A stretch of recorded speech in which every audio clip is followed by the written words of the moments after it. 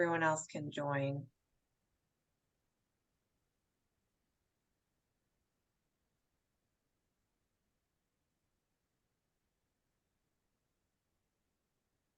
Hello.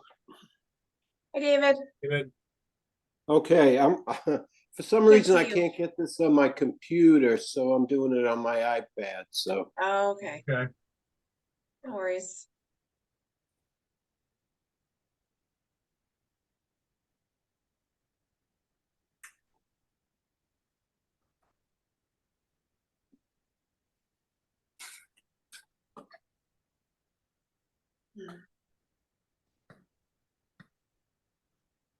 Do you guys get all the emails that I've been forwarding you? I think I forwarded at least one or two more today on public comment on the Yeah.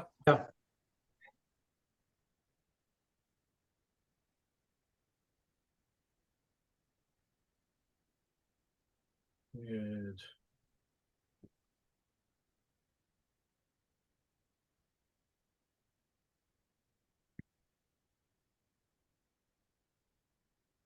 Julie, did anybody tell you they weren't going to make it tonight?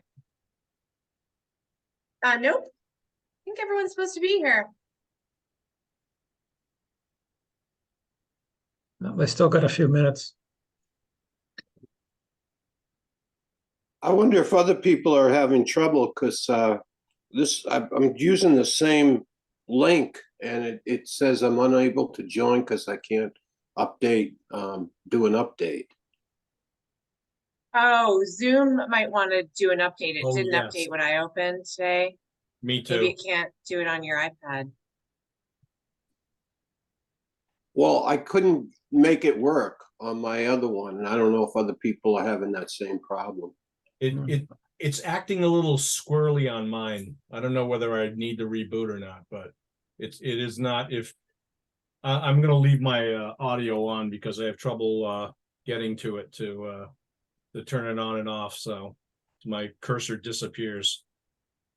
So, hello, Carol.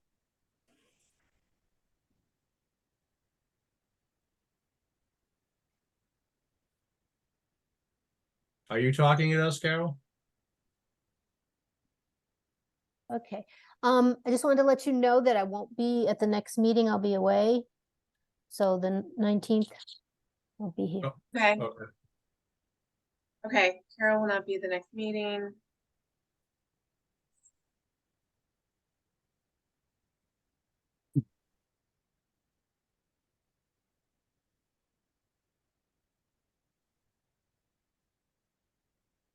Probably be in a spa that night in Iceland, just so you know. You're kidding. Well, No, I'm going to What? Iceland. I- Yeah.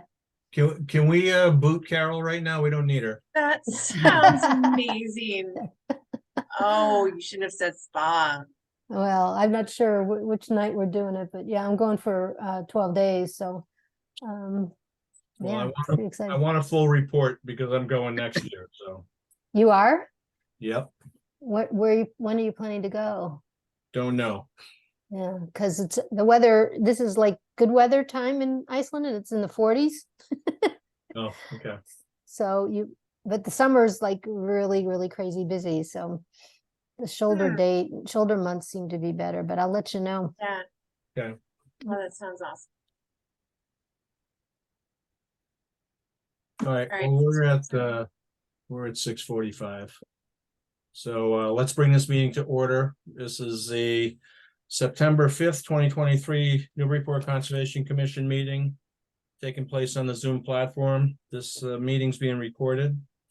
First item on the agenda, the approval of the meeting minutes from August 18th. Do we have any changes or suggestions or whatever? No, I'll make a motion to approve. Second, All right, roll call. Let's see, Steve Moore, yes. Carol Wagon, Yes. Bill Mullen, Yes. David Vine. I'm going to abstain because I was not at the meeting. Okay, and I vote yes. All right, next item, Plum Island updates. Do we have any Plum Island updates? I do not have any Plum Island updates at this time. No. Okay. Then on to certificates of compliance, etc. The first item is John Szyminski, 357th Street, requests for a certificate of compliance. Yes. Okay, so I think Tom Hughes is here. This one, I'm gonna promote him to a panelist. And,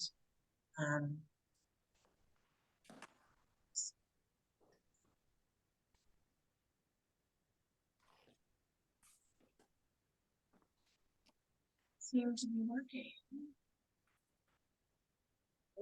There we go, okay.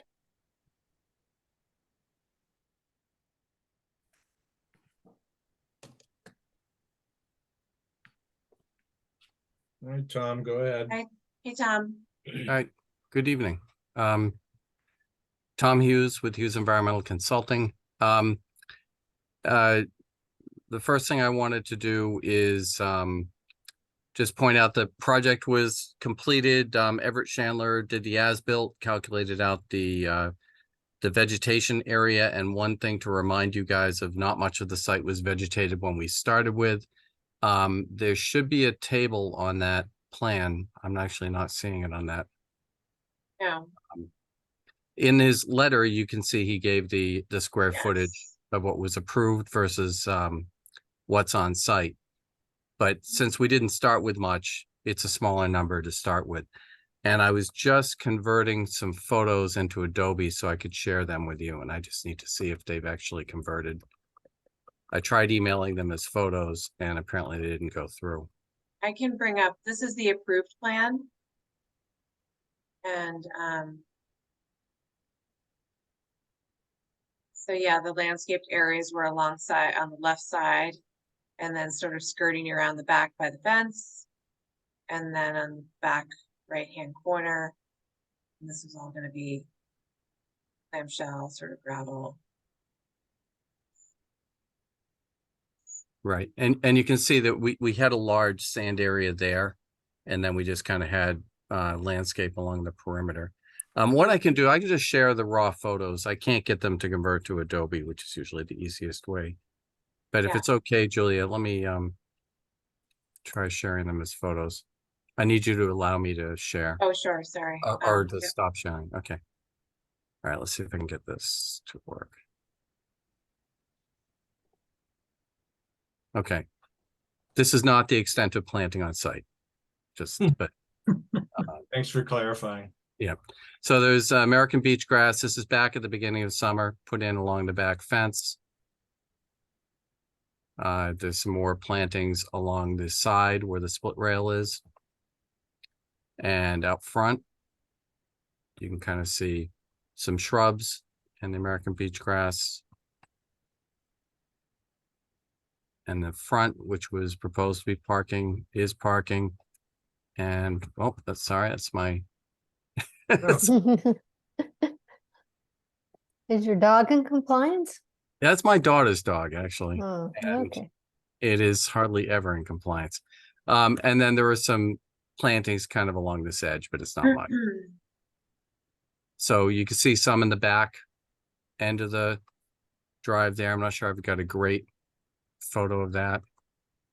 So that's the extent of the photos I have.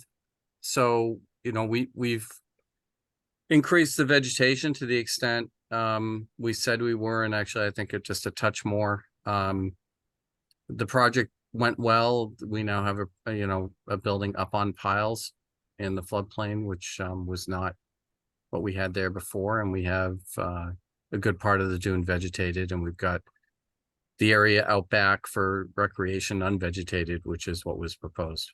They ended up deciding just to leave it as sand rather than creating a clamshell patio area, though. Tom, do you have any photos of the backyard?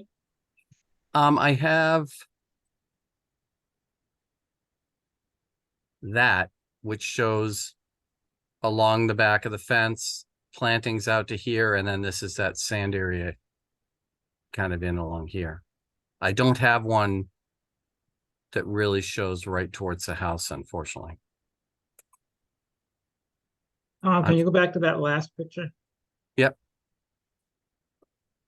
Is that a dog run that runs right over that planted area? That is, or that certainly appears to be. Because that's not gonna help the grass grow any. Yeah, I can talk to the applicant about relocating that. I think it's running from the tree. All right, we're getting feedback from somebody. Let's see if I can get.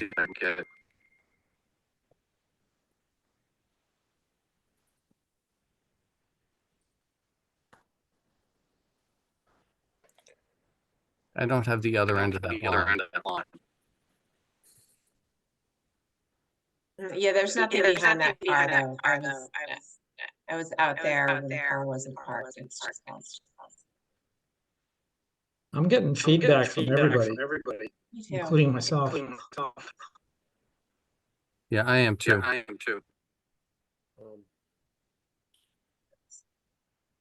I don't know if it's me, I've been having a hard time. I finally got it on the computer, but I'm not sure if I'm the person. I think it might be you. Dave.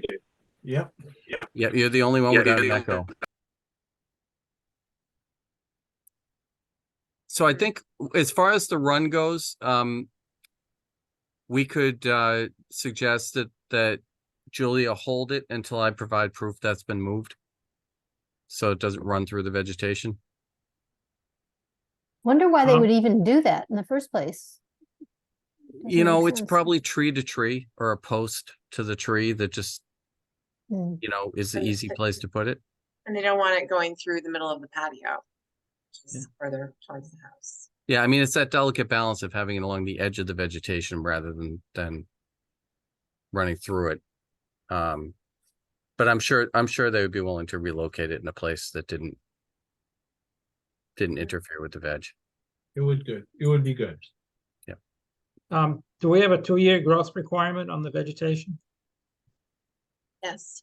Yeah, and this was planted in the spring, so it has made it through the summer, and the plantings seem to be in good health.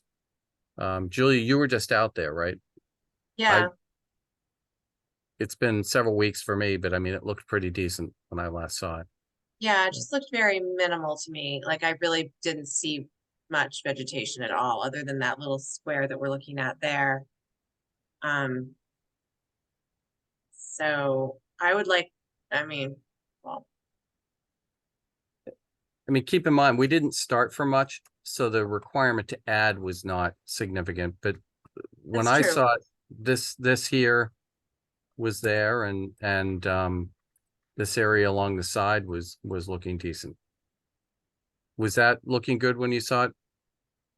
I think so. I just remember looking more closely at the back, what I could see in the back, which was basically nothing. Right, and the back But- was intentionally left pretty open for recreation. Yeah. So, I mean, I can bring up the photos of the aerials of the site prior to construction. You're correct. It was very sparsely vegetated to begin with. Right. But if you've calculated, I mean, I think the key is, did you do the calculations for? Yeah, square Everett footage? did, and I'm also right now looking. Let me look at the plan that he sent, because there was a table on it. I don't know why it's not showing up. Julia, there was a table on one of those things you. Yeah. brought up. I can't access it because Tom's showing his screen, but I could go back, Tom, if you want to let me go back. Yeah, let me stop sharing. Sometimes with his PDFs, the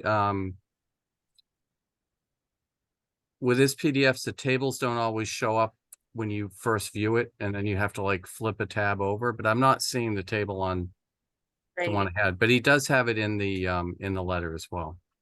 So wait, that's the order of conditions. Here's the notice of intent. So There's in the the notice table. of here's the table. Total vegetation proposed was to be 1,700 square feet. It's nowhere near that for sure.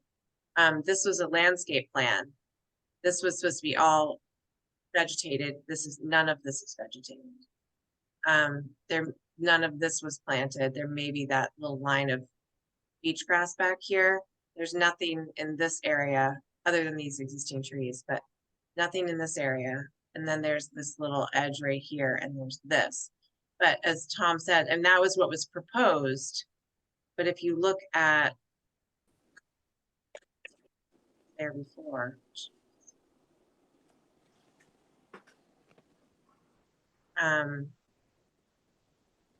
you know, there was really not a lot going on the site in terms of.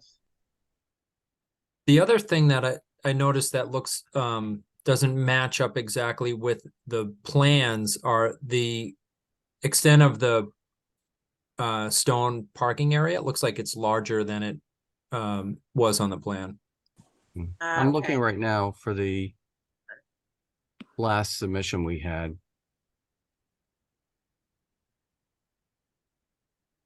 Yeah, here's the, again, I'll go to the approved plan and then back to the. Okay, so here was the pre-existing, here's the approved. Is this what you're talking about, Dan? This little area, Yep, the exactly. left side, okay, and then here's the as-built.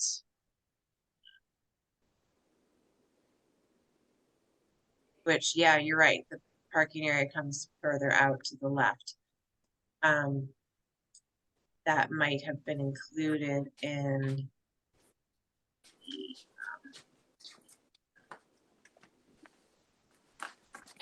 and this planting area isn't continuous all the way back Right. at all. Julia, It's can you go back to the NOI plan itself? Because it was updated after that landscape plan. This is the NOI plan. Because the last one I have submitted was 770 to 946 for vegetation. We changed it. Our submission for the July 20th hearing, we increased vastly the amount of sand. Okay, this is the plan I have. So All right, so maybe what we Right. need to do, can I share what I have just so I can show you what I'm looking at? yes. And then I think what we ought to do is maybe let's continue this. You and I sort out the what's going on with that, and then we'll just figure whether we have adjustments that we need to make.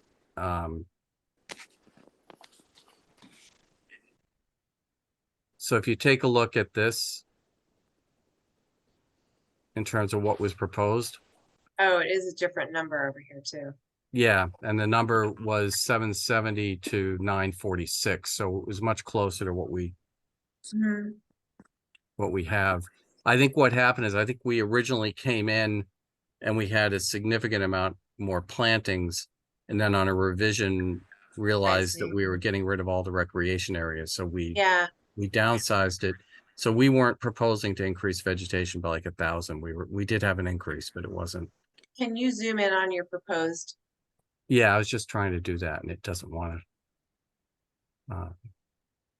Because that's looking a little bit more like what's out there right now. Right. And the problem I'm having, this new version of Adobe, I don't know. I if you- know. I don't even use it. I've still. I'm used going to it. reset it back to the original. Like it gives you the option to go back to. Terrible. Yeah. So yeah, we were 770 to 946. And is And- that where you actually are at 946 now? Yeah, it's in the letter where we are, and I can, I think that, let me stop sharing, and then I think what we should do is offline, have Julia and I just look at the file and look at the approved plans and sort out everything with you before we ask you guys to vote on it. So, Yeah, maybe we need to meet on site. yeah, so if we could, why don't I just ask for a continuance of this to the next meeting, so we just don't spin wheels, and we'll sort it all out and come back to the next meeting. Well, I think we can only give you a partial anyway if we've only had one growing season. Yeah, and that would be fine. I Okay. mean, would they like to have a full final sign off? Absolutely. But if we need to go into an additional growing season, we can do that. And then it's in their interest to move the dog run so they can comply with that. Yeah. Well, But Julia, would you take a closer look at that area in front of the stairs that is gravel? Because that still looks like on that last plan, it appears as though that's supposed to be planted. Yeah. I agree with you. So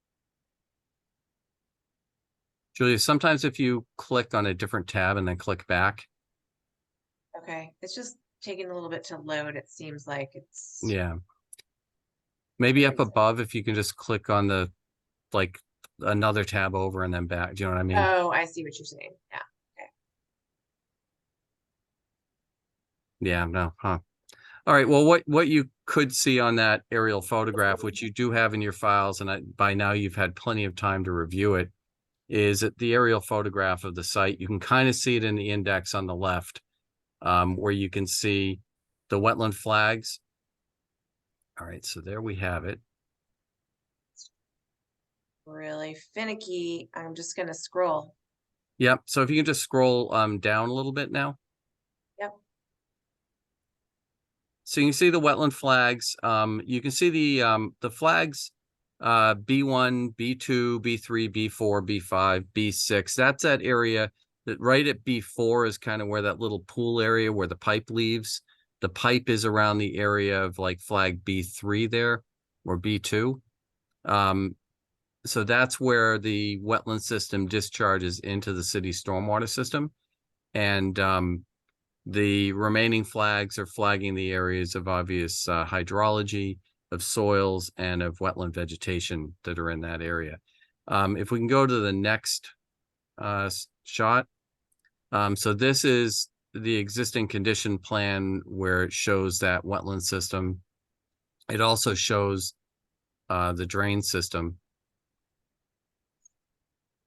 Julia, if you go up in the under where it says complete, yeah, right under there, that little drop down right below that, Yeah. with the two pages, one on top, next to the how it is, next to the 100% to the right. Oh. Here. Yeah, if you can click on that and just do fit to one full page, I think that hopefully will solve all our problems. All right, if we can go to the next page. Tom, I apologize. I don't know what is going on with this. You know, I'm going to open the file, and maybe if I can share. Can that you might- share that Yeah. something's happening with my Adobe, probably because I said Right. something about how I didn't want to update it. It Uh, now if- hacked if into my that's- system and Yeah, if that's what this is about, it's not going to like me anymore. Okay. It's AI, it hears you. and I'm hardwired into the Wi-Fi, so it's not a Wi-Fi issue. It must be something Right. with Adobe right now. Okay, so you guys can see that page, right? Yeah. Yep. Okay. So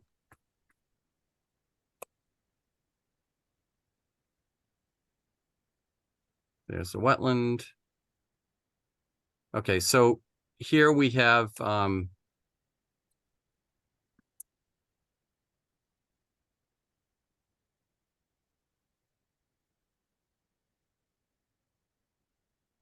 for the project, we survey located the wetland flags. Here's that discharge point. Here's the drain pipe, which leaves and connects into the city stormwater right here. The other thing to note is, as part of this project, we survey located all the trees on the entire slope there, which is part of the existing condition, not really relevant to the RDA decision, but just I want to point that out. Then we also had the city engineers provide a diagram showing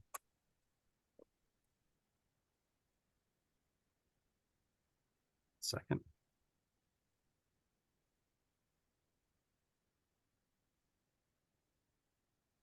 Nothing is really working very well, is it?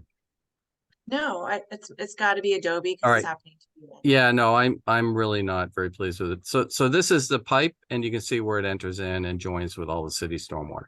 So with that, I mean, I think it's a very straightforward determination decision we're asking. This has nothing to do with approving or not approving the project about the parking and the work associated with it. This is literally just about clarifying the jurisdiction for that project through an issue of a determination. So we would ask you guys to approve this as proposed, and I'm certainly here to answer any questions with regard to that.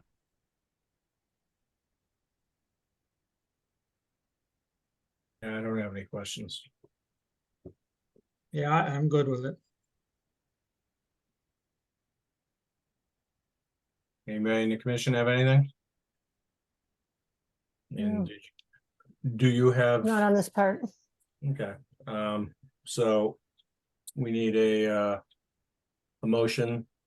What are we doing? Is this a -2? This would actually be, no, right, Tom? This is something different. Yeah, this is a, This is a determination of the wetland boundaries. it's a not jurisdiction to the Wetland Protection Act negative, and it's a positive for the ordinance for the Right. resource area. Right. But it's for the resource area, which is not a -2 or a -3, correct? Right. It's, It's the area is not subject to yes. the Wetland Protection Act. Jurisdiction under the Right. Wetlands I, Protection Act. the number eludes me, but I can look it up or, We can reference that, intent, and I will issue it under the correct number. Yeah, we don't do these very often. If ever. All right, so we still need a motion for whatever we need it for the, I think it For would be a the, negative determination stating that the wetland as delineated is not subject to the Wetlands Protection Act, but is only subject to the Newburyport Wetlands Protection Act. I'll make that motion. Second, and Mr. Okay. Chairman, before you vote, and it should also be and is positive determination with regard to the ordinance jurisdiction. Right, I think Julia said that, but Okay, just making sure. Negative for the WPA, positive for the ordinance. okay. That's how it shall be. All right, are we good with that motion? yes, Roll call, Steve Moore, yes, David Vine. David's still here? He's off my screen. I'll move on. Carol Wagon, Yes. Dan Warshall, yes. Bill Mullen, yes. and I vote yes. Nope, I think we lost David. All right then. So that's taken care of. Can I get a motion to open the public hearings? So moved. Second, All right, roll call. Steve Moore, yes. Carol Wagon, Yes. Bill Mullen, Yes. Dan Warshall, Yes. David Vine. Well, you're there, but okay. And I vote yes.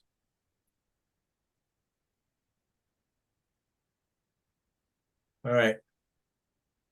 Mr. So, Chairman, do you want me to do the screen sharing on this one, or how do you want to do that? Oh, if it will facilitate, yes. Yeah, why not, Tom? okay. All right, so I'll I'm need gonna you to stop unshare that. sharing.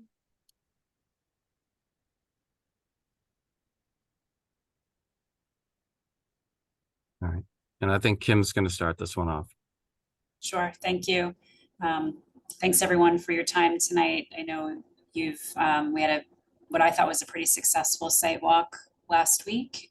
Excited to show you the project to date. Next slide, Tom. We'll go over a brief introduction of the site and a brief project overview, and then I'll hand it off to Tom to talk about the logistics, and then we'll leave time for questions at the end. Next slide, please.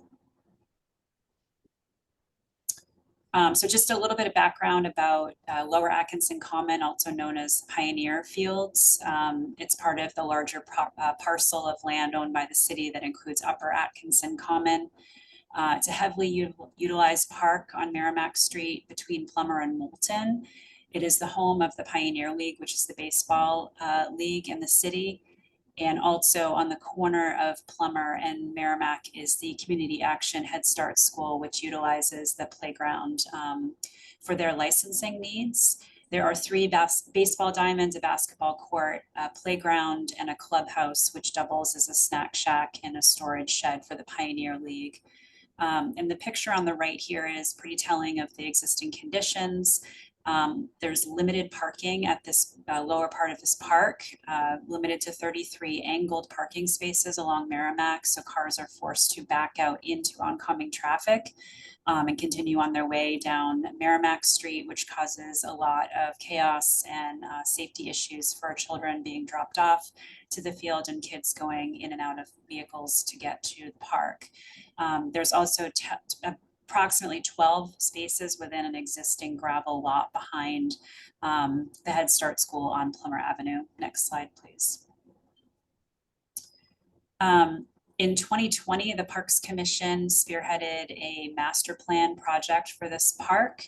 The primary goals of that master plan were to relocate the playground and actually build a universally accessible playground, the first in the city. That will be getting underway this fall. The equipment's been ordered and will be delivered to the city, and pending the temperatures, it will either be installed this fall or early next spring. The next main goal of the Parks Commission is to alleviate some of the drainage problems at the site. It's a very flat site, and currently the Pioneer League has some issues with puddling on their fields, which we can get into at a later date, or later in this presentation rather. Third main goal is to alleviate some of the parking issues and bring, again, that parking internal to the park so that cars are not no longer backing out onto Merrimack Street. Also make the park more accessible, not just with the new playground, but also with sidewalks, bike racks, parking, and shade to make it more amenable to pedestrians. And then down the road, which is not part of the short-term master plan here, is to eventually renovate the current basketball court and turn it into a multi-purpose court, but that's going to be down the road. Next slide, please. Hold on a second. So just a brief overview of the project. This is sort of the holistic master plan, and then we'll dive into the more detailed area that's jurisdictional to the Conservation Commission. Again, we're eliminating the angled parking to the west of the clubhouse and continuing the sidewalk from Moulton Street. There'll also be a bus drop off to the west of the clubhouse as well. Eliminating the angled parking to the east of the clubhouse and constructing an asphalt lot with one-way vehicular traffic that will contain 26 parking spaces, 4 of which will be ADA compliant, and queuing for up to 7 cars for parents dropping kids off at the park. We would like to expand the existing gravel lot behind the Head Start School and along the rear of Founders Field for a total of 56 parking spaces in that area. And then address some of the drainage issues through a stormwater wetland, native plantings, and swales. And I'm going to turn it over to Tom now to talk about the notice of intent and the logistics of that. Okay, thank you, Kim. Can I ask a question before you do that? I'm just looking Sure. at this picture. So there had been parking all along Merrimack Street, right? And now there's there will still be parking on part of it, but not the other part. Am I understanding that correctly? No, they'll no longer be parking on Merrimack Street in front of the park. To the west of the clubhouse, that is a bus drop-off zone, that little bump out there in front of those existing arborvitaes. And Okay, then as you're driving down Merrimack from west to east, you can pull into an asphalt lot that's completely separated from Merrimack Street. There's a sidewalk and a curb line right where Tom's cursor is. And then you can either make a full left-hand turn and park in the angled spot, or you can queue and drop a child off to the right, or if you need to use one of the handicap accessible parking spaces, you can parallel park down at the end there. Does that make sense? yes, thank you. Okay. Okay, good evening. So the reason we're here is because of that isolated wetland that was just subject to the determination that we just had that hearing on, which is up in this area. And what our proposal to do is to take the existing gravel lot, which I'll show you another plan that makes it a little clearer, but is kind of ends right in here. It actually is a little bit to the left of the orientation of the expanded parking. We arch the parking, and in doing so, we're actually pulling the parking away a little bit from behind the homes on Plummer. This goes out through that wetland area. We relocate the wetland into a stormwater wetland, which basically has a full treatment train for the stormwater that comes into it. And then this ultimately discharges through a pipe, connects with a catch basin that's within the parking lot, as well as a swale with a drain that basically runs along here, taking water where it currently runs and bringing that directly into that drain pipe. So we help to dry out some portions of the site and manage water a little bit better. I'm going to go to the next slide just to walk through things a little bit better. So the goal here is we eliminate all that angled parking through the areas outside of jurisdiction that Kim just went through, but also through the expansion of the gravel lot. So what we do is we bring all that parking, and the one thing I'll note is Kim had a great picture of 1 or 2 cars in that angled parking in the very beginning. That really doesn't do it justice, but I think all of you guys have driven by there during a ball game. And so you just have to remember what you've seen firsthand about the safety situation there. The idea is we get rid of all of that.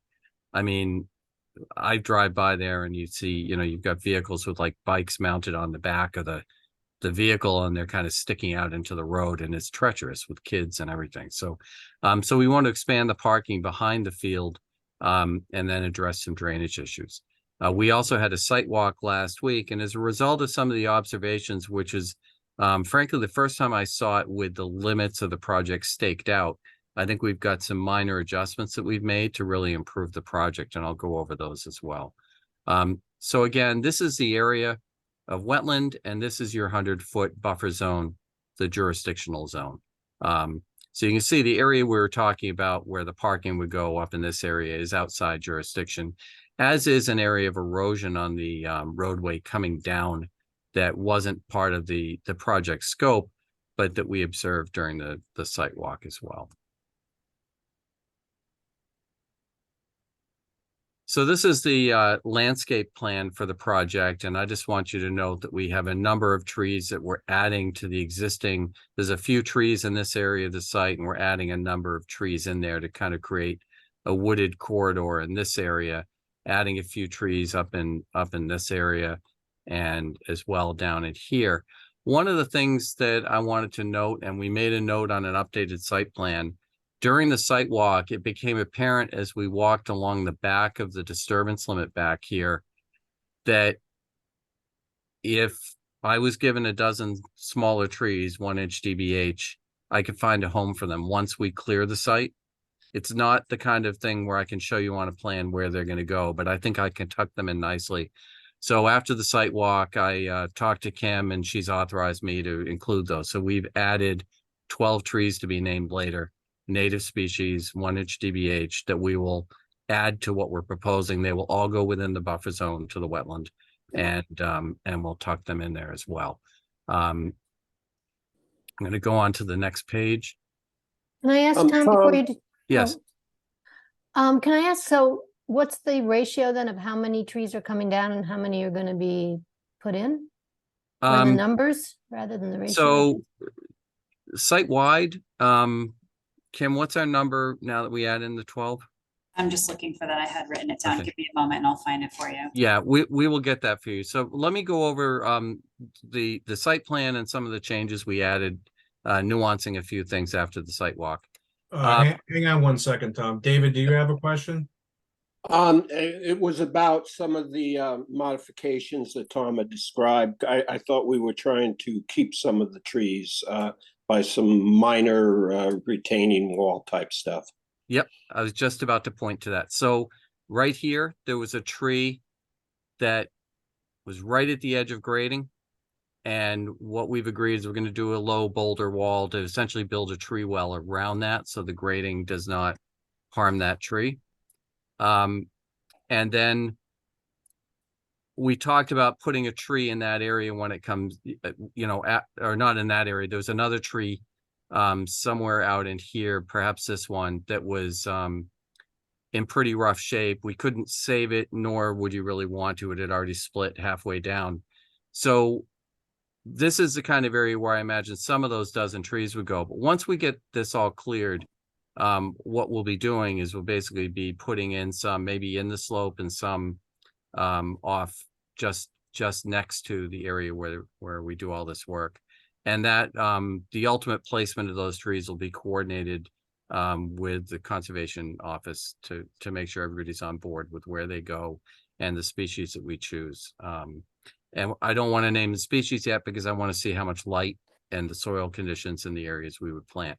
So we'll start speccing those things out once we get the clearing and the rough grading done. So the other thing that we have done is we will be observing areas of run-on during construction, and run-ons where water comes into the construction site. So basically in areas where we have water running in, we will build berms to help focus the water into letdown channels. So line channels that will bring the water into the stormwater wetland rather than causing an erosion issue. That was something that came out because the site has recently been subject to some real high intensity, short duration storms that have caused some erosion on the slope. Another item that we talked about is in this area, there is sort of a pile of fill.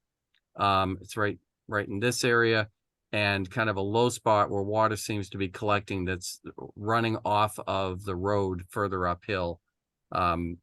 So the city is committed to trying to solve the kind of water overtaking that road and running off into the woods unabated. And we're going to try to slow that down. And we've got to look at exactly what we'll do. That's all outside of jurisdiction. But in the event we still have a focus of water in this area, we'll construct that additional forebay to collect any of that water, slow it down, and then that will enter the stormwater wetland in this area. But we'd like that to be an alternate just so that we see what the conditions are like after we make an attempt to address the issues up on the hill. And then the last thing that we've done is we have this shallow swale here that was originally running from here over, and then it connected via pipe to another swale that's outside of jurisdiction on the other side. Over on the other side of the gravel path is a high point, and currently the water on one side of the high point runs in this direction, and then the other side of the high point runs in the other direction. And basically we will be grabbing the water where it currently goes, but we'll be more efficient about bringing it there, and essentially intercepting shallow groundwater, bringing it down into this catch basin. So we're improving water management as a result of what we observed during the site visit and further review of the plans, increasing the number of replacement trees that will be going in, increasing the overall controls on stormwater. Collecting here, this water goes into the stormwater wetland, then runs around and then out through this drain pipe, connects with the city stormwater system, and then runs out the existing drain pipe the way it runs right now. The planting scheme, and I'll go to that page next. The planting scheme for the stormwater wetland includes an awful lot of really nice native berry producing flowering native shrubs that the trees that are coming out. There are some Norways, there's some red maple, and what was the other one, Kim? The ash? Ash. Right. Ash are fairly short-lived with a borer. Norway maples have a very dense canopy. They have alleliopathic tendencies. So the two things between a dense canopy and the essentially toxic to the growth of other smaller plants, the alleliopathy of the leaves as they decompose. You could see when we were out in the field the limited diversity under the Norways, and we'll be increasing biodiversity, getting trees back in there. I'm actually particularly happy about the idea of adding those additional 12 saplings back in there. They'll be native, and they'll again strengthen the that section of that forest in terms of its resiliency long term. And then, so this is the plan for the stormwater wetland. That's what I get for trying to zoom in this version of. Anybody on this hearing works for Adobe, just stop it, please. All right. They keep making changes that make this far worse. So you can see, you know, we've got Summer Sweet, we've got Blueberry, we've got Bulrush, Sweet Flag, Winterberry, Viburnum, Clethra, Sweet Fern. I mean, it's really going to be, and then some Blue Flag Iris. It's going to be pretty. It's going to have biodiversity to it, and you know, fully vegetated, and really far more productive than the existing wetland. In addition to doing a better job of stormwater treatment. Yeah, So- and one thing I'd like to add too is that, you know, at the edge of the grading, we're also adding in some larger native shrubs, you know, like viburnums and winterberries and summer sweet, which will colonize and sort of stabilize that grading there at the limit of the work line. And that was, you know, purposeful to try to slow down the water as it's running down that hillside. And then I have an answer to the question about removals of trees and number we're adding back in. So currently there's 22 proposed to be removed in the gravel lot behind Founders Field, and 2 up along Merrimack Street.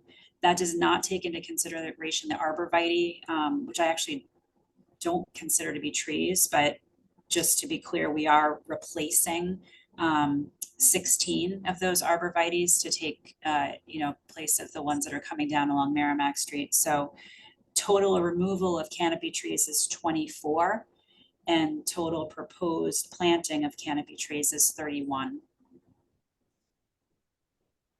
That's good to know. Thank you. Yeah. The other thing I want to point out, which I think is important for folks to understand, is the city of Newburyport plants on average, you know, 80 to 100 trees every year. You know, if you were only paying attention to this project, you would think all they do is remove trees, and they actually are quite busy.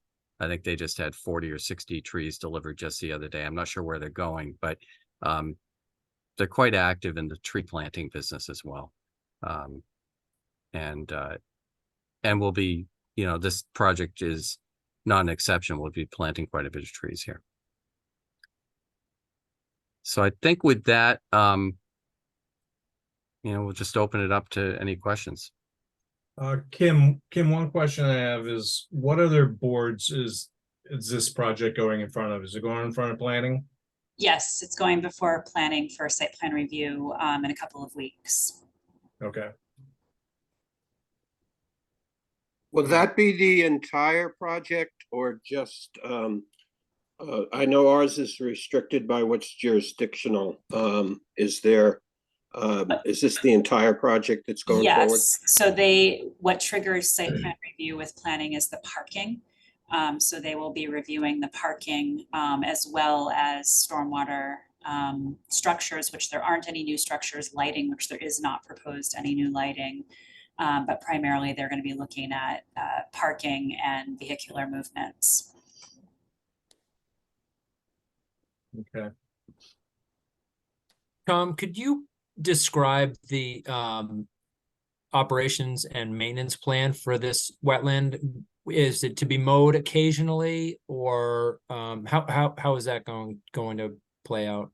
No, in generally, and let me go back to the civil plan. A stormwater wetland is a relatively maintenance, for once it's established, fairly maintenance free thing. You have a sediment forebay, and like any forebay, you have to keep that free of sediment. If sediment builds up, you get in there with a mini backhoe and you kind of clean it out and rebuild what you have to in the process. And then it does also have a deep micropool. So if the system did get overloaded, in the micro pool, you also get some sediment settling that can occur. So you might clean that out. You can prune vegetation for its health. You can get in there and, weed whack down the herbaceous stuff at the end of every growing season. We've got blue flag iris and things in there. I would suggest that gets done after those have dropped their seeds, or done early spring if it's going to happen, but it's not necessary. It's essentially a wetland, so it kind of is very low maintenance as far as stormwater system goes. I think your other maintenance items are really things like, the sumps on catch basins and, more typical things. And I think that's why it's really important that, we are serious about putting in an alternate forebay to gather sort of surface runoff and control how it enters the system so we don't end up sedimenting it up. And that's what the purpose of that would be if we can't get our arms around that runoff coming down the gravel road. Hey, Tom.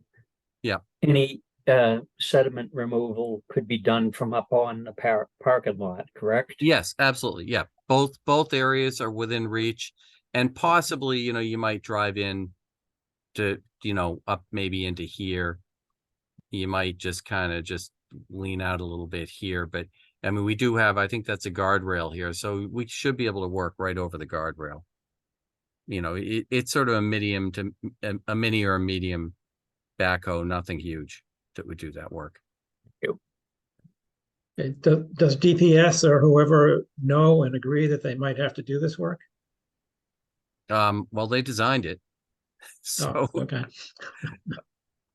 yeah, they are aware of that, and that was the one concern that the city engineer had in the alternate forebay, but we talked about it, and ultimately, if we don't manage the sediment here, we'll be managing it in here at kind of the end of the treatment chain. So it makes more sense to put in the forebay if we need it. So we'll be doing that. But we did have that very serious discussion about maintenance and whether that creates a situation that's difficult to maintain. But I think that's a very doable thing. But that forebay is kind of right off the gravel road, isn't it? Or is it that far away from it? It's a little ways in, but it Little was, way, okay. I don't know if you remember during the site walk, but we kind of walked in and up here because it was so dense down in here. This Yeah. was an area that was much more walkable and passable. So I think a mini backhoe could get in there, just kind of go in between trees and not really do any harm. It's Yeah. accessible. And Okay. certainly if we build the forebay, there'll be a route in or out for that mini to get there. Okay. During the site visit, it seemed like quite a few of the trees that you're taking down were in questionable shape, and also some might have been dead. Do you have any kind of a breakdown on any of that? No, I mean, Kim might have another opinion. I think maybe about half to 2/3 of those are fairly healthy trees, and half to 2/3 have, had a split or having some struggles. And of those that are healthy, all the Norways I see out there, other than the ones up by the street, are pretty healthy. Let's just put it that way. There were some very nice, healthy red maples. And frankly, in our original first design, we had this hole set up further down this way, and we would have taken out some much nicer trees than what are coming out. I mean, there are a few decent trees in there, and if I could see a way to do this project and keep them, I would. They're just, kind of right in the heart of the project area where we really don't have any choice. Well, I want to ask a question about that. I mean, you see trees in parking lots sometimes, so isn't it possible to keep some of those trees that would basically become part of the parking lot? Well, the problem with that is to do that, we've got a 24 or I think it's 24 feet. We've got the width so that you can actually back out and navigate here, right? We can't make this any narrower. So if we were to leave a tree here, what we end up doing is we end up creating a situation where we have to make this wider somehow. And if we go this way, we cut into the hill much more than we're doing now. And if we go this way, we're in the field. So we really don't have that luxury, given the grades, how we're really flat, and then we start going into a hill. If you remember when we were looking at this tree, the amount of cutting occurring right around that tree is like 6 inches to a foot. It's not a lot. But if we move this parking lot 5 or 6 feet this way, it would be a significant cut here. And then we're chasing grade up a hill. So there really is no good way. I know that Kim has spent some time in an area non-jurisdictional to the commission about trying to put some trees down closer to Merrimack Street. And it's not that we're afraid of giving up parking to do that to some extent, but we've had to give up some of the planned parking for the drop-off spots, and we just don't really have the room to start giving up too much more, and there's just no good way of doing it in this lot. But again, we've added to the project plans, adding in those 12 saplings, which I think really ups what we were proposing for mitigation for the project.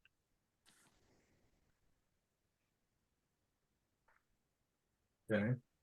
Is there no way to add parking down along Moulton Street or near Moulton Street, or is that taking place of a field?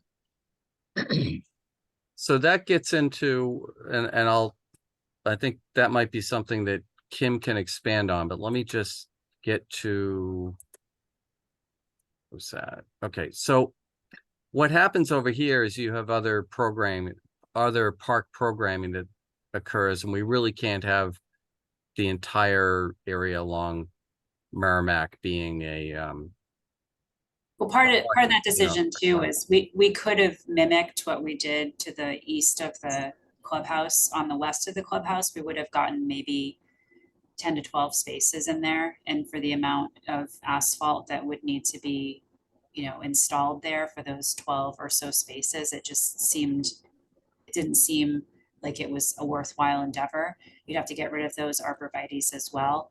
And there is that space there is an area of green space that the Pioneer League is actually anxious to recapture for their needs as well for the park.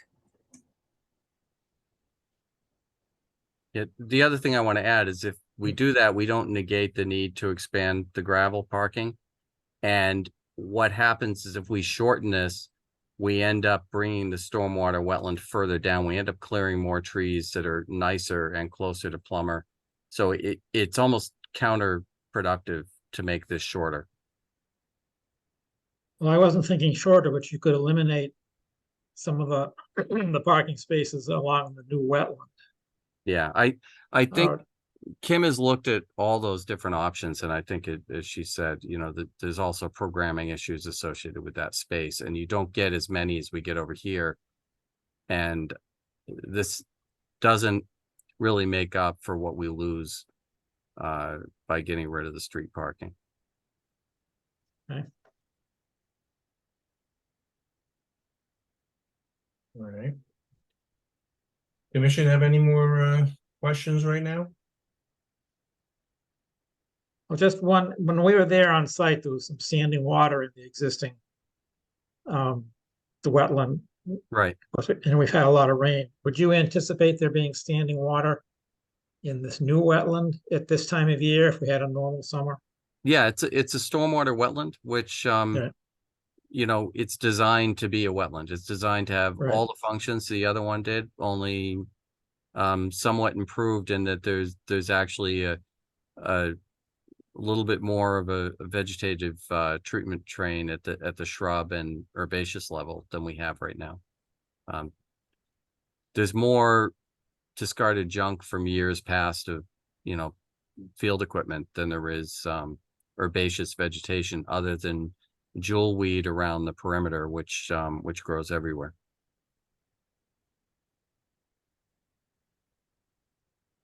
Okay. Anybody else? All right. I'm gonna open this up to comment from the public. I would greatly appreciate it if you would limit the comment to the our jurisdictional area, which is the area within 100 feet of the wetland. All the other issues, that's why I asked about what other boards this is going in front of, because planning the rest of the parking questions and all the other stuff that's going to be taken care of at planning. So I would ask you to avoid commenting on that.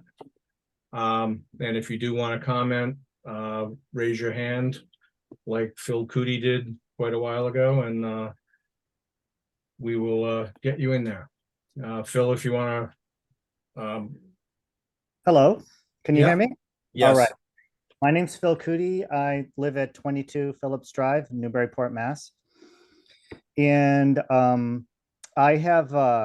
been pretty active in the Lower Atkinson planning since 2020, when the first proposal was put forward by the Parks Commission. And at the time, it was, quite the surprise. So I lent a hand in organizing a few people in the league, as well as, neighbors and whatnot. I ended up getting like 250 signatures, and we went to the city, and I want to say that I wanted to let the commission know that this plan is the result of years of grinding with the city and dialogue and committee meetings. And they're really addressing a lot of the concerns that we've brought forward, in particular safety. So and I'll try to be brief. I will be brief here. There was 3 points that we brought to the city: safety, overuse, and narrowing field availability for kids to play baseball. And I think this plan addresses many of our concerns. Firstly, there were over our research found that there were over 24 traffic related incidents over the past 3 years. They may have been even more, including 6 car crashes.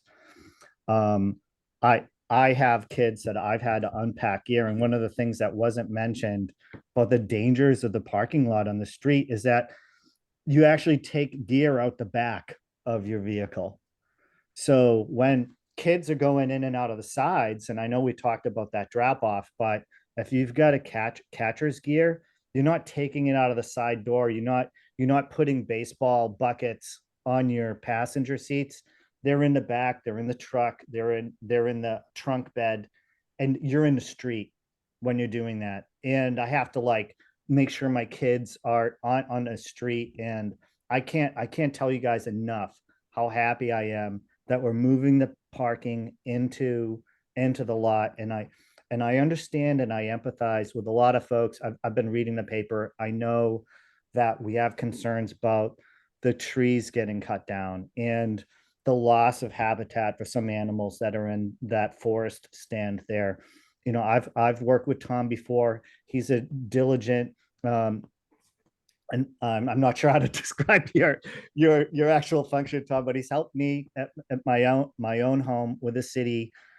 He's really on the ball, and I think that here we see a plan that we're going to be planting new trees, and I'm glad, and I actually hope that the town finds a way to plant even more trees around the city, and certainly everybody in our community would be happy to help. And that if people are upset about the removal of trees, we'd be happy to help the city find a way to, in other places, to plant more trees. But my second point was the overuse.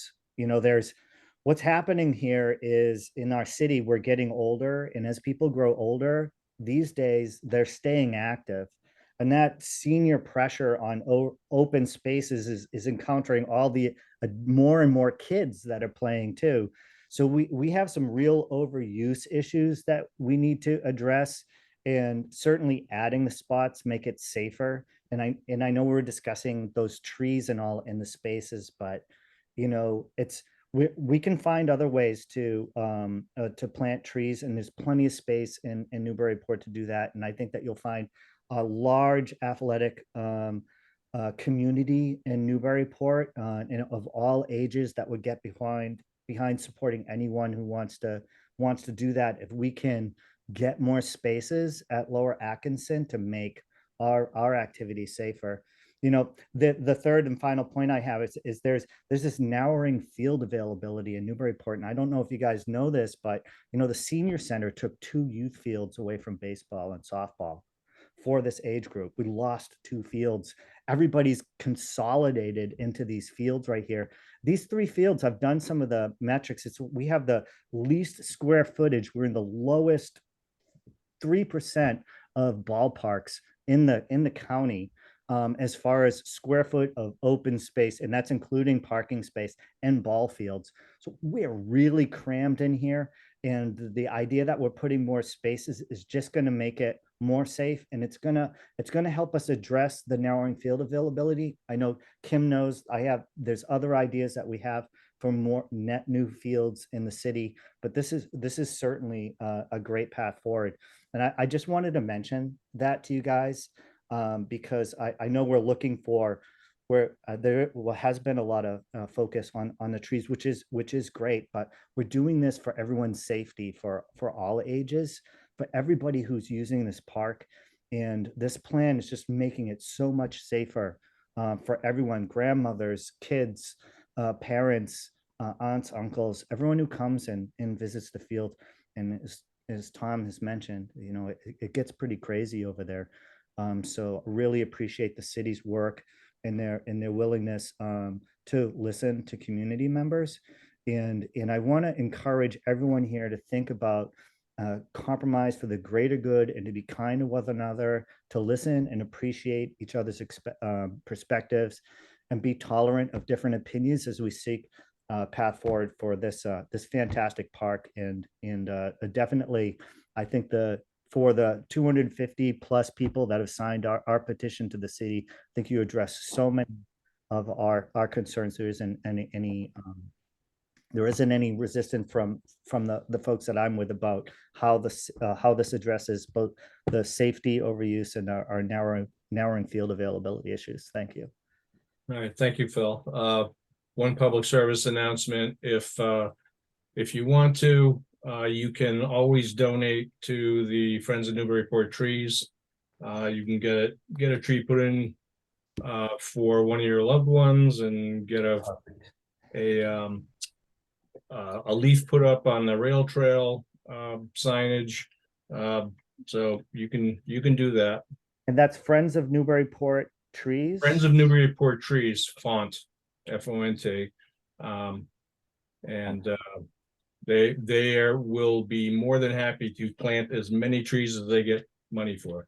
We will certainly put that forward in our mailers to our team, our families that come to the park, and I'll reach out to whoever I can to help in that regard. It's important that we're considerate of each other's concerns as we put these kind of plans together as a community. All right, thank you, Phil. Next is Ted Jones. Oh, next is Christine Wallace. I didn't see you up in that. Let's have Christine go first. Great, thank you, Chair. Christine Wallace, Ward 4 Counselor. I live at 474 Merrimack Street, and I agree with the previous speaker that yes, there is a lot of programming going into our parks, and they're getting more and more crowded. I just want to give a little bit of background and clarification. I've been involved with this master plan for the 4 years I've been a counselor, and probably 2 or 3 years before then, advocating for a master plan. And the plan has always been to get the cars off the street. In fact, we got the cars off the street 2 years ago when the city council approved an order that I sponsored to get cars off the street between Plummer and Moulton during games. So that's already happening. The next phase was to get the parking protected, the front lots. So that was put in the playground, which the council approved that funding, knowing that the spots out front would be the protected spots. So the plan has always been cars off the street and protected lots. What's new that I have not been as involved with, and I cannot support at this time is the expansion of the gravel lot. I understand that it would be nice to have all that parking in there, but what we're doing, it's not so much a safety issue as a numbers issue. So my recommendation is, can we please do, and this is what I've told the mayor, I would prefer to see the front lots, playground moved, and rather than spend ARPA money on the wetlands and the tree removal at this time, use that money to do Merrimack Street improvements, because right now there is no design for Merrimack Street improvements and no dedicated funding. So we need something for the residents every day trying to get to the park.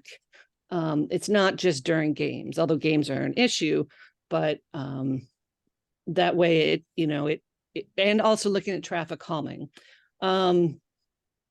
And also, I just want to comment, I noticed on the last hearing, if I may, there was no public comment on the RDA. And I actually have some thoughts on the wetland. I don't know if I'm allowed to speak on that, but Well, yeah, you can, but it's, you don't normally, it's not part of a hearing. Normally, there's no public comment on an RDA. all right, well, briefly, I'll just say, and I've said this to, you know, the design team and the wetland scientist as well. I do know in the DPS GIS plans, you can find from the state, it's called a 0.28 acre wetland. So there's a real discrepancy on what DEP shows versus what's been flagged. And also the fact that it does flow into the city's pipes. Those go right into people's backyards to streams that go right to the river. So to me, that doesn't make sense that it would be isolated. So that's just something I want people to understand. And lastly, I just want to talk about the drainage. My background is civil engineer in stormwater design. I've done reviews for conservation commissions, done designs, and I'm a little concerned that taking out the trees and the vegetation and filling in the wetland that's there is not going to improve the drainage. And there's not a stormwater report, which I would highly recommend, that you have a design that's stamped by a PE, a stormwater report that is also stamped by a PE. And also, you generally don't have a wetland replication and a stormwater structure be the same thing. Usually you would replicate the wetland, and then you would have a stormwater treatment area, such as a stormwater wetland, to treat the increased parking lot area. So right now it's kind of double counting. So I just have concerns. There's going to be more water. Honestly, if you left it the way it is, I think with surface, redirecting some of the surface flow to get to the existing wetland, that could help the drainage problem that's out there now. So overall, I do agree with most of this plan, but I think we can get 60 spots without doing the gravel expansion at this time and see how it goes. I don't know if we need 90 spots unless we're doing increased programming. But if we did the road improvements and the parking out front and the playground, we could potentially have that protected area done this fall. If we could work with DPS to get that done as soon as possible. Thank you. Okay, thank you. All right, Julie, can you open up Ted Jones for a comment? Yep. Okay, Ted. You should be able to Unmuted. unmute. Yeah. Okay. Can you hear me now? Yep. Okay, well, I'm not gonna take as long, I probably won't take my full 2 minutes, but I live in Newburyport, 18 Dawes Street, and I've sent, I think, one letter to your commission and also an email to your commission, so some of you people might have read these ideas, but for the others, I'm a self-avowed tree hugger, and I obviously don't want any trees taken down. So I would be in opposition to the plan as it's now proposed. And I appreciate the fact that Kim and the city kind of saw what people were talking about last Tuesday and previous to that, and the ratio is getting closer. They're still gonna take down 22 trees and 16 arborvitaes and a couple of trees on Merrimack. So that's about 40 trees coming down. So based on that alone, I wouldn't go along with this plan, and I would echo the sentiments of Christine Wallace that there's got to be a better way. And I haven't seen any empirical evidence that shows that we need 90 or 95 or 100 parking spaces. I mean, you take those trees down, and the city keeps saying, as a mitigating factor, we're going to put 31 new trees in. That's including the ones that Mr. Hughes mentioned today, but they're all basically saplings. I mean, the canopy that you have there now and the water that's being sucked up by the trees, you're not even going to be able to make a comparison. It's not even close. And by the time those trees are large in the center part of the Pioneer Park, you know, it'd be like 20 years anyways, maybe 30, I don't know. And I wouldn't, a lot of times I go to these meetings and people go, well, that's a Norway maple, why don't we just cut it down?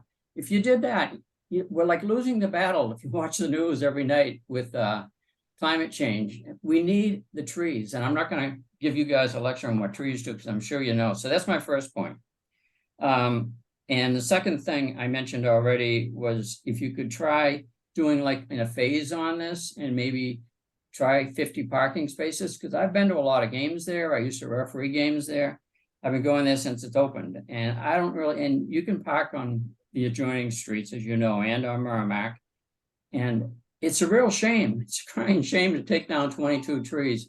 For example, on the far end of the new parking lot, heading up towards where the pathway goes up to Upper Atkinson Common, there's like a lot of trees right in that area. And I think if you took down, I had it here, something like, I think if you, yeah, you could only lose 10 parking spaces, and you could leave all those trees you see up on the far end here. There's about 9 of them right up in the area there. So that's my fallback position. If you want to approve this, you lose 10 parking spaces, but you know, you're going to save like 10 trees, and those are big trees back there.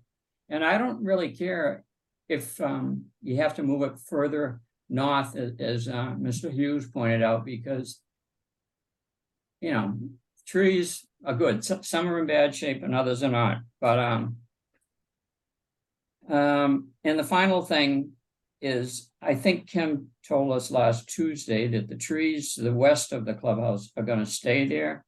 And I'm just wondering, you know, that was the advocate keeping them there. There'd be no parking, I guess, if there's going to be a curbstone there. But I'm wondering if you could somehow squeeze it in on these east side of the clubhouse, this snack bar, and keep the trees that are there, because those are arborvitaes, but they've got a trunk. They're trees. They're big. They give a lot of canopy. They give a lot of shade for the people. And I think if there's some way you could keep it and still have the parking there, if you maybe had to pull it further back, then that would be fine. And the other thing is, I know the city asked for a waiver on a new tree for every 10 parking spaces. I don't think you guys, in my opinion, should waive that. I mean, it's just the temperature is going to get hotter every year. And if you're having a parking lot with 50 new spaces or 22 new spaces in the front, you're going to need some shade. So I think you should, as Carol Wagon pointed out, maybe try to find a way to leave some of the trees there. And that's it. I appreciate your time, and I appreciate the work you all do for the city. Thank you. All right, thank you. That you know, as far as the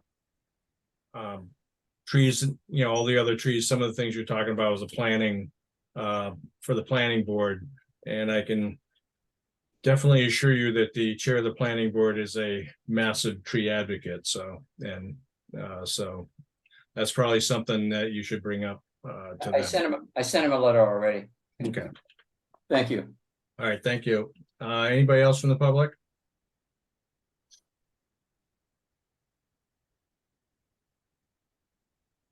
Okay, I don't see anybody raising their hands. So, anything else from the commission? Yeah, I have to say, I was looking at those spots like Ted Jones was talking about, those kind of like the last about 6 or 8 spots, and it does seem like there's a decent size, decent amount of trees that are going into those last 6 or 8 spots that we're losing. I Is don't know, that had where, you is that where the X's are on the thing that Yeah. we're looking at now? Yeah, that little patch in there. I don't know. Also, I had a question about, did you get your DEP number? We don't need a DEP number on this because it's ordinance only.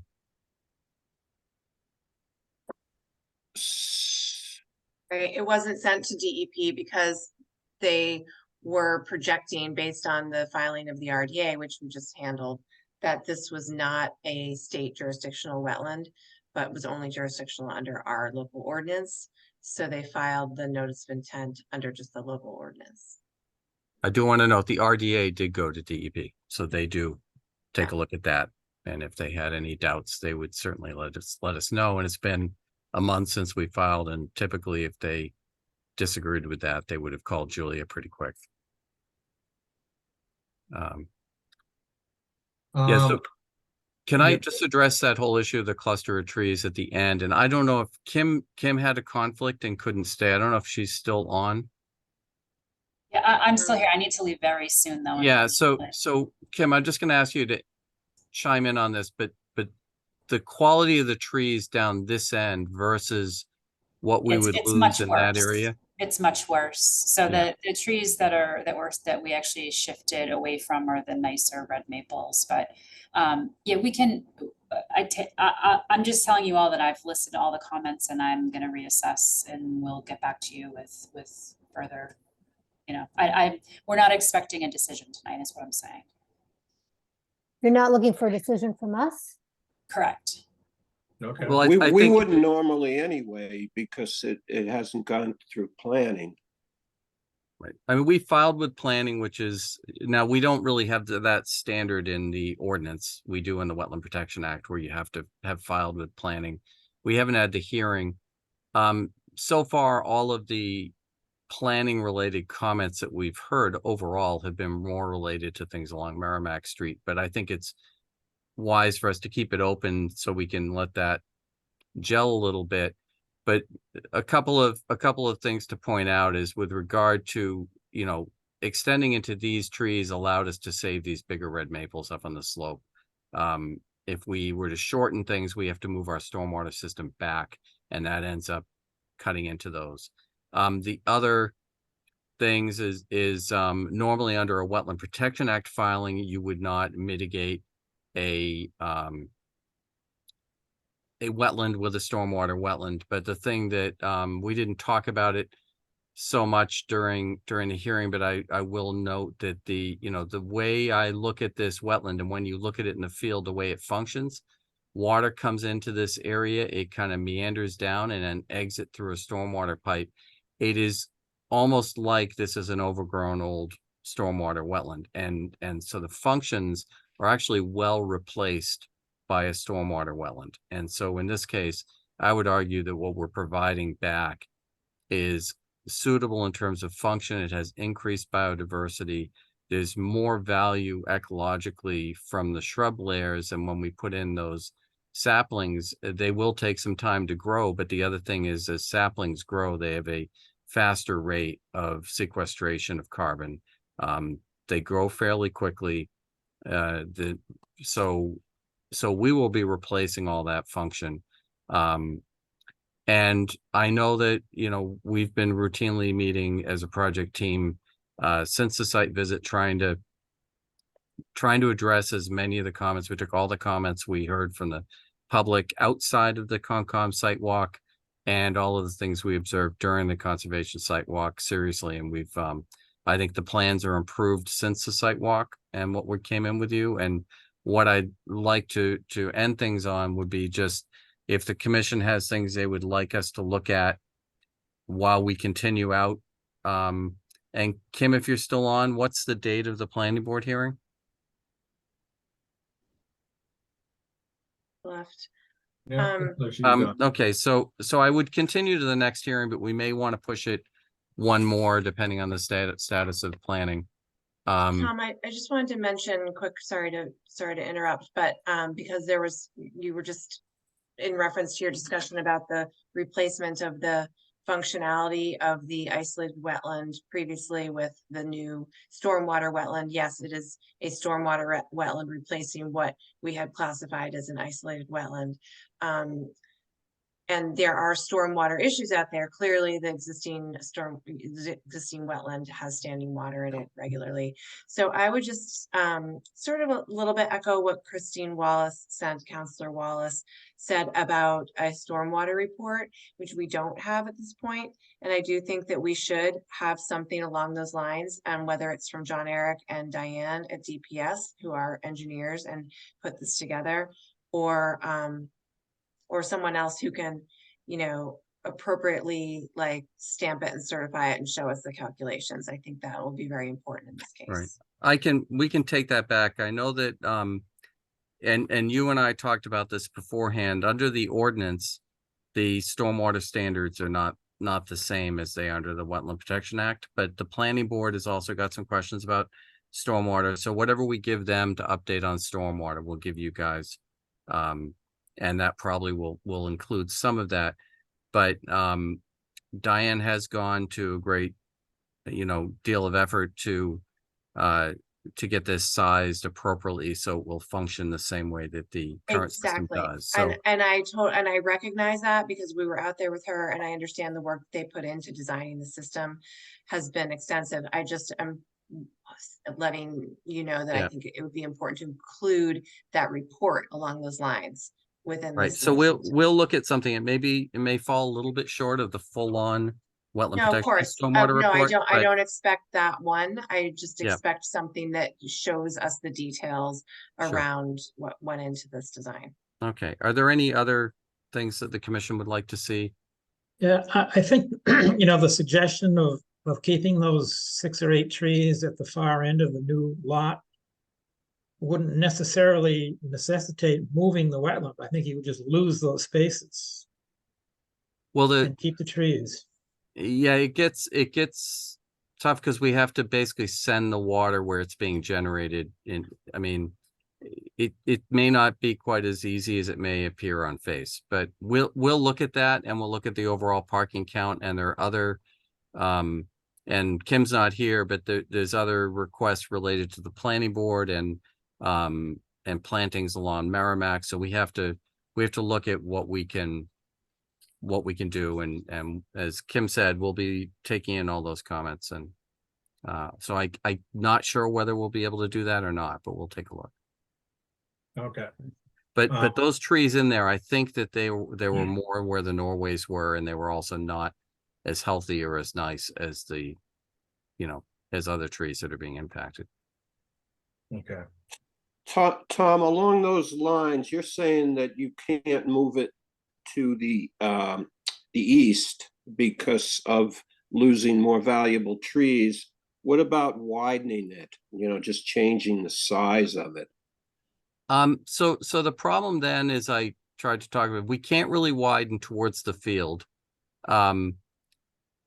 So we would have to widen into the slope, and then we end up doing a much deeper cut. Right now, we're just kind of skimming the surface in our grading. In some places it was fairly deep, and I think we saw that during the site visit. But in other places we're kind of skimming it. And if we cut into the slope further, we're gonna impact more trees on the slope. If you look, you can see some of these dots, which are the surveyed trees that we're not impacting. And so if we widen to save these, you kind of end up pushing your way into other trees. And then so we'll look at that, yeah. But also the tree that we're saving with the well, we may not be able to save with the boulders if we slide into the slope further. So it's kind of like you get pushed in one direction, and yeah, you might be able to save something, but then you impact something else. And that's been the difficult thing of trying to thread the needle with a good plan on this site. Well, just look at it a bit closer. Will do. Will do. All right, so you want a continuance to the next meeting? or the one I after? I do, and I would just say, you know, for folks in the public, just check in with the commission prior to that, because we may continue again. I'm not sure whether we will continue past the planning hearing or whether we'll be back in at the next meeting. Okay, But I'm just doing this so that I don't lose time by continuing too far out. okay. All right, we'll get a motion to continue this to September 19th. So moved.